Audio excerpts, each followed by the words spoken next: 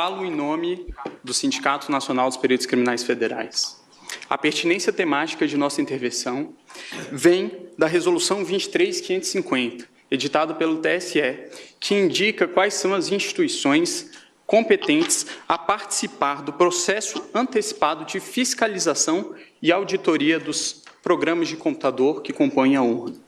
Dentre essas instituições está o Supremo Tribunal Federal e também está o Departamento de Polícia Federal, dentro do qual os peritos criminais federais com especialização em informática são aqueles que têm habilidade para interferir.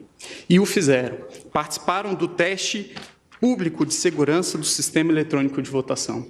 Teste esse que foi composto, talvez, pelos maiores nomes da computação do Brasil.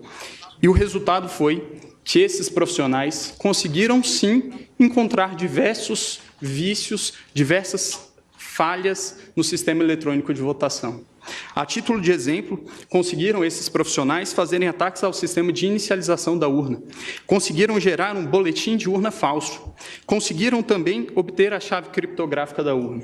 Conseguiram ainda, e o que é mais grave, recuperar a ordem do RDV, que é o Registro Digital do Voto, e é o que garante o sigilo do voto. E, portanto, conseguiram identificar qual era o primeiro, o segundo, o terceiro voto de cada um dos eleitores. Senhor presidente, senhor me permite?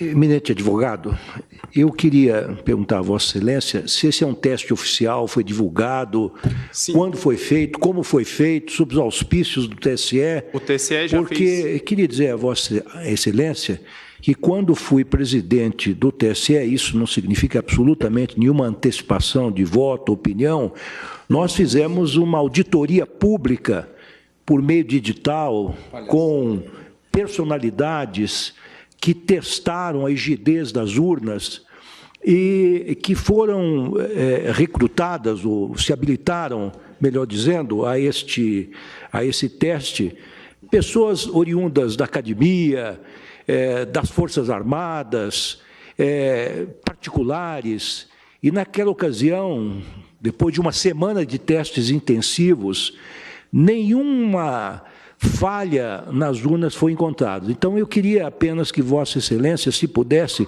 esclarecesse que tipo de teste é esse que foi feito e quando foi feito, sob os auspícios de quem, a pedido de quem e como é que isto foi divulgado. Os testes foram feitos... a participação, se possível, agregando a Vossa Excelência, do próprio Tribunal Superior Eleitoral, que faz esses chamamentos públicos diuturnamente. Os testes... Porque essa, senhor presidente, é uma imputação muito séria. Da maior gravidade. Da maior gravidade. Séria, e precisa verificar a verossimilhança disso. Eu estou impedido, senhor presidente, que eu formulei um pedido nas informações, mas eu queria apenas esclarecer que há menos de um mês foi realizado o último teste. Isso, todos os processos eleitorais são feitos. E eu queria saber se foi nesse teste que o... Teste de 2017 e de 2016. Sim. Agora, principalmente foi encontrado pelo... tribuna é um dever do advogado. Pelo grupo G4, que é o grupo do advogado Peixinho, do perito Peixinho, pelo grupo também do professor Diego Aranha, da Unicamp, e também pelo grupo do professor Dourado Rezende. Ok? Se o relatório do TSE... Para deixar isso claro, o TSE, com licença do advogado, o TSE, a rigor, sempre fez esses testes. Todos os chamamentos são feitos. E isso está, inclusive, nos atos normativos que balizam toda essa questão.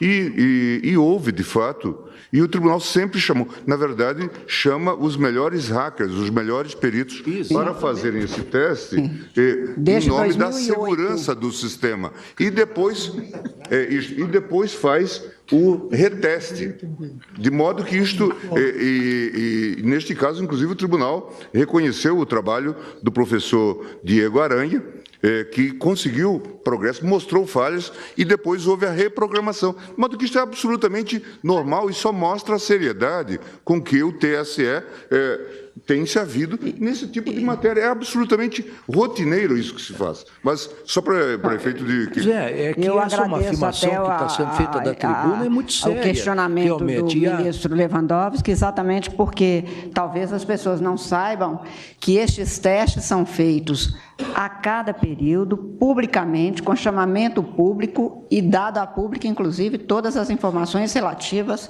mas Vossa Excelência continue e eu darei o interregno do questionamento. Obrigado, e apenas em resposta ao questionamento, o relatório a que me refiro é o relatório mencionado pelo ministro Gilmar Mendes e que está disponível no site do TSE.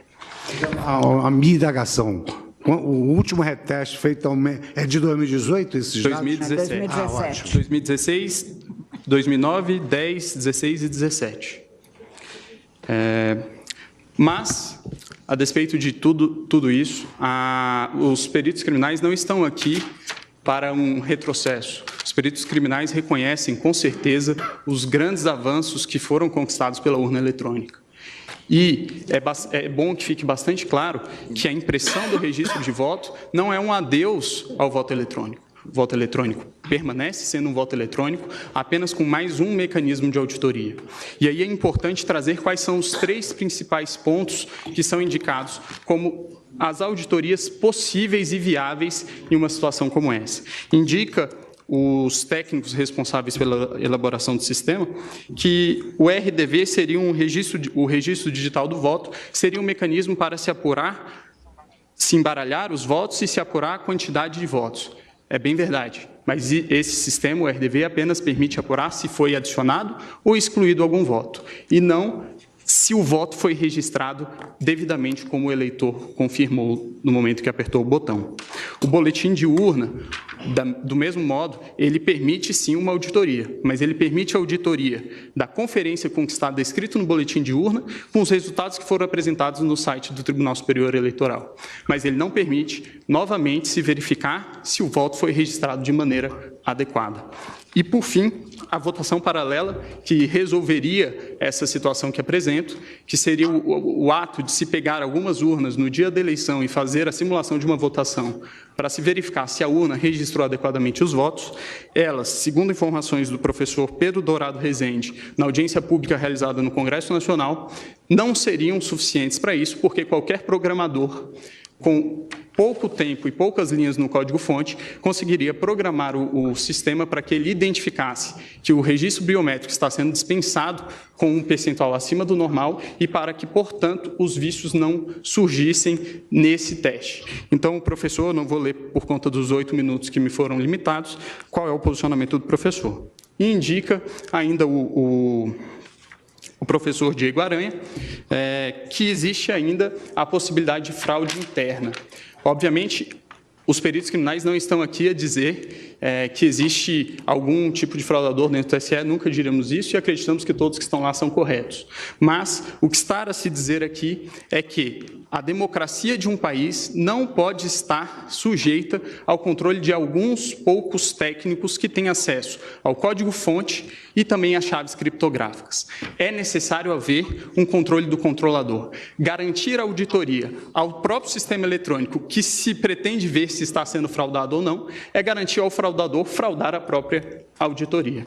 Então, a impressão do voto, ele permitirá que, em eventual situação de dúvida a respeito da rigidez do processo de escrutínio, possa haver efetivamente uma auditoria.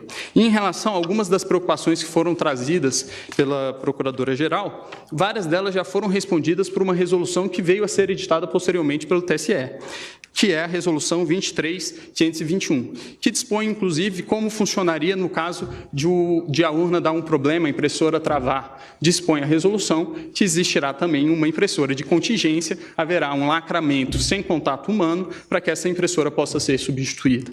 Também em relação ao argumento de que deficientes visuais não teriam como verificar o voto impresso, foi editado também em 2017 a Resolução 23.554 pelo TSE, que dispõe que o deficiente visual poderá ser acompanhado de uma pessoa de sua confiança.